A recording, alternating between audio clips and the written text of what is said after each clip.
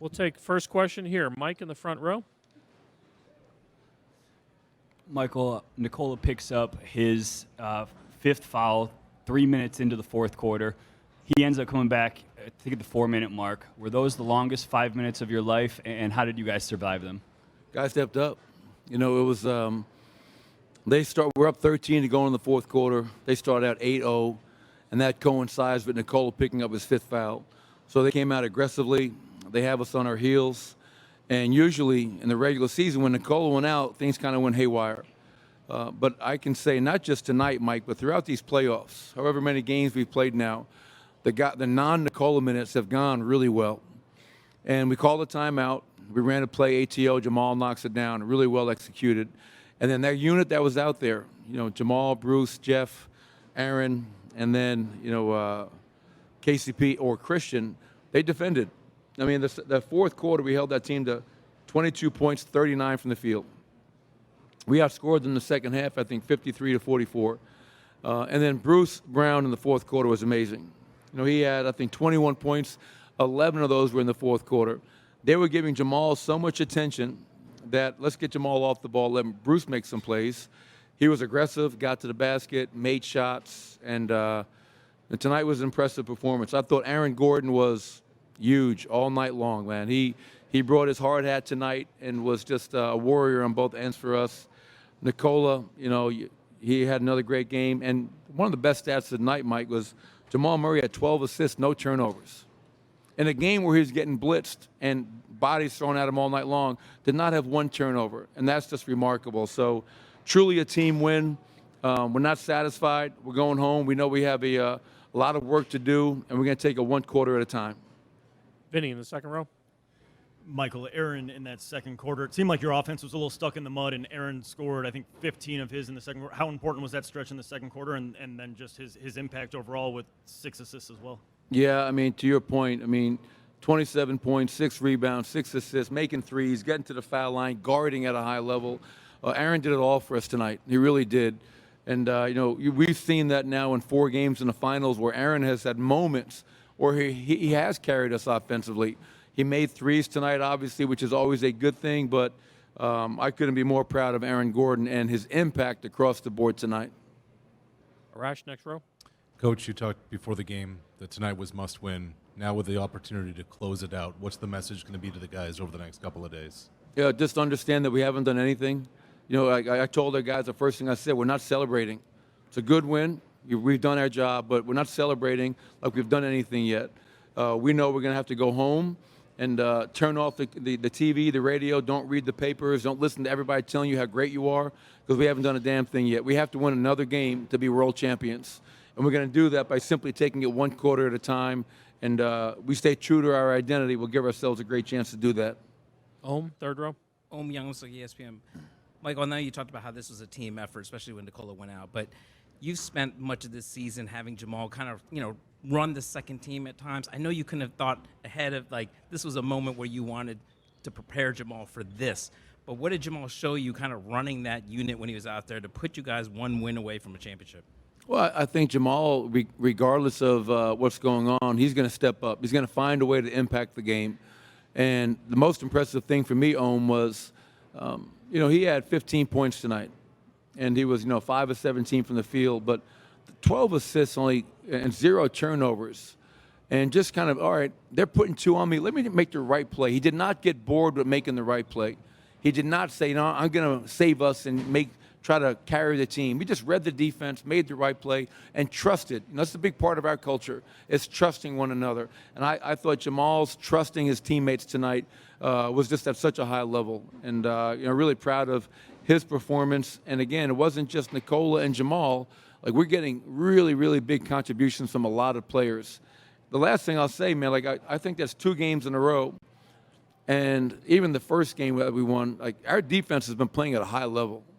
I got to give our guys so much credit for being locked in, being disciplined. That's 3 wins now where our defense has held them under 100 points. And the 3-point line, once again, was a huge part of that. Only 8 made threes for them tonight. And our guys are locked in, man. We're focused. Mark on the right. Mark Kisla, Denver Post. In playoff years past, when you have to take Joker out at the end of the third, start of the fourth. You sometimes lamented what happens during the time he's on the bench. What's the confidence you saw in the guys this time when he had to leave the game with fouls? And what was Joker's confidence like on the bench watching his guys? Well, I can't speak for Joker. What I do know is this kid is like, this is 4 rounds now, Minnesota, Phoenix, Clippers, and now Miami, where our bench overall has done a really nice job. And, all season long, it was like, oh, the non-Nikola minutes, kind of a crapshoot. You're watching the game like this sometimes. And the playoffs, our guys have, we cut our rotation down. We're limiting who we're playing. But the guys that are out there, man, they're competing and they're defending. Maybe our offense may not be as beautiful as it is with Nikola, but the 5 guys that are out there are defending. That's the key to that group playing well and being able to get back in the game after they started with an 8-0 run themselves. So guys stepped up, and I got to give a huge shout out to the 18,000 fans at Ball Arena tonight. I remember when I first got to Denver, kids, we couldn't get 18,000 people in that building when we were there. And the fact that there's 18,000 people at Ball Arena tonight supporting his team, a lot of love for those fans. Appreciate the support. Tim. Tim McMahon, ESPN. Michael, when you guys signed Bruce Brown, did you anticipate him being a guy that you would trust putting the ball in his hands in the fourth quarter of a playoff game, much less a finals game? Can I say that I envisioned him scoring 11 points on the road in Game 4 of the finals? I can't say that. But I did envision him being a ball handler, a playmaker. I watched him for the years that I've coached against him. I watched him in the playoffs last year against Boston, saw his impact of guarding guys like Tatum and Brown, but his ability to facilitate, play with the ball, play off the ball, make shots. And the one thing I know about Bruce, man, I know he went to college down here, but he's not afraid. We got a lot of guys that have a quiet toughness about them, and Bruce Brown is definitely one that embodies that Boston toughness that he brings to the table every night. Joe here in the front. Joe Varden, The Athletic. Michael, how big of a concern was Nikola's ankle? I think he stepped on Max in the first quarter. And then also, this is the 3rd time this year you had a game stopped because of a bent rim. Did you have that going through your mind at all when that happened? Yeah, I mean, that was, and Billy Kennedy was at one of those games. So he was laughing at me. I said, and we looked at each other like, not again. But thankfully, it wasn't a long delay. And then I think right after that, I hope the woman is okay. I think they wheeled a lady out tonight, so I hope I'm not sure what happened there. Hopefully it wasn't a Nuggets fan. But and as far as Nicole and the ankle, he's tough, man. And I could tell that he was fine. He just had to kind of keep it loose, don't allow it to get stiff. But he's resilient. He's tough. Thank you, Coach. Bruce Thanks, Brown will be everybody. Right up. Okay. Coach, we're going to start on the far right in the first row. Anthony J, Miami Herald. Jokic exited the game. You guys quickly went on a quick 5-0 run to cut it to 5. From your view, what happened from there that allowed them to hang on? Yeah, it felt like we had opportunities offensively to score, and some strange things happened on some of these possessions, or just misses in the paint, or some timely miscues that led to turnovers, and then they scored. It's not as if they're scoring 130 on us. It's just the context of when they would score or a breakdown that just kind of kept things at bay. Every time we felt like we got it to 6 or 8, they were able to push it to 12, and that was certainly a frustrating part of the game. And Brown was a big part of that.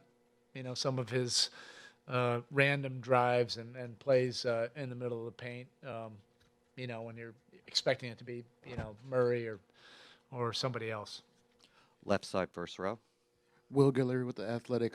Coach, 3 out of the 4 games in this series, your team has been under 100 points. Of course, part of that is slower pace, but what have they done to really disrupt you guys on offense?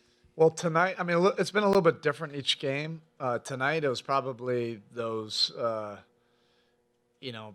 quick hands either stripping us, when we had advantages on drives, the kick balls, that Jokic does very well, deflected passes, or just some miscues. It's not like we had 25 turnovers, but whatever the turnovers were, 16 or 15 or 16, they just led to scores that were deflating going the other way when it felt like we had an advantage. So it's probably a combination of some of those timely against us turnovers, and then some makeable shots that we didn't make, during those stretches when the game was in the balance, when it felt like it was 4, 6, 8, during those moments. I'll have to go back and track that, but that's where I felt like probably the advantages were missed the most during those moments. First row on the right side. Cooper Moorhead, Heat.com. Neither Murray nor Jokic shot particularly efficiently, but did you feel like you got a real containment on their actions and what was being produced for the other guys off their actions? Yeah, I mean, it's tough to say because, Jokic was in foul trouble, so they went to other things. Jokic shot some threes, that, changes the dynamic a little bit. For the most part, I thought that part of the game was okay. It's the Gordon, dunks or cuts. Porter had a couple cuts. And then Brown, when Jokic was out, those drives and plays that were kind of just random plays, attacking plays, which he's fully capable of doing, those were probably the most costly things. We're going to go in the back to left side to Nick. Nick Friedel, ESPN. You praised the will of the group throughout this whole stretch. What is the biggest message you want to impart to them? Everybody's already talking about, sorry to cut you off, everybody's already talking about it. Like, I've been in those games, Game 5. Those are not the easiest games, at home. All we're focused on, I told the guys, feel whatever you want to feel tonight. That's fine. You probably shouldn't sleep anything tonight, any amount of time. I don't think anybody will. We have an incredibly competitive group. We've done everything the hard way, and that's the way it's going to have to be done right now again. And all we're going to focus on is getting this thing back to the 305. Get this thing back to Miami. And things can shift very quickly. It's going to be a gnarly game in Denver that's built for the competitors that we have in our locker room. And by the time we get on that plane, all we're thinking about is get this thing back to Miami. First row in the middle. And we get an opportunity to play a super competitive game in a great environment. That's going to be an awesome environment.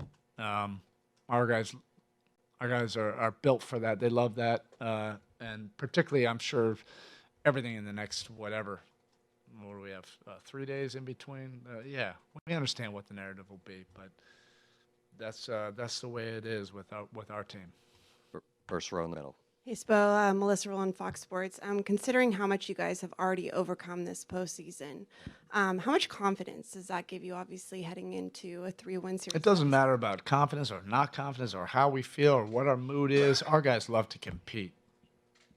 We get another opportunity to compete and take this thing one step at a time. Get this thing back to the 305.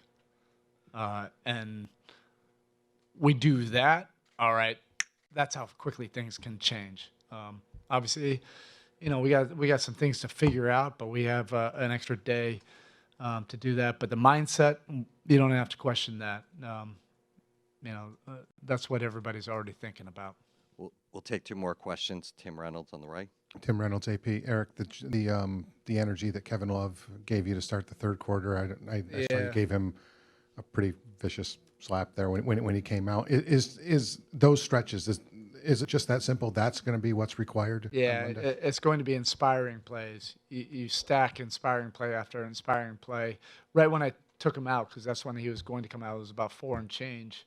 That's one of the most impressive multiple effort rebounds. It reminded me of that's something that Dennis Rodman would do. And then we're going to stack a bunch of more of those kind of plays in Game 5. our guys love this kind of deal with the stakes, and the context of everything. We're not even going to think about what's after that. All we're focused on is getting this thing back to Miami. Final question in the middle, Coach. Eric Rohan, Nocturne Sports Illustrated.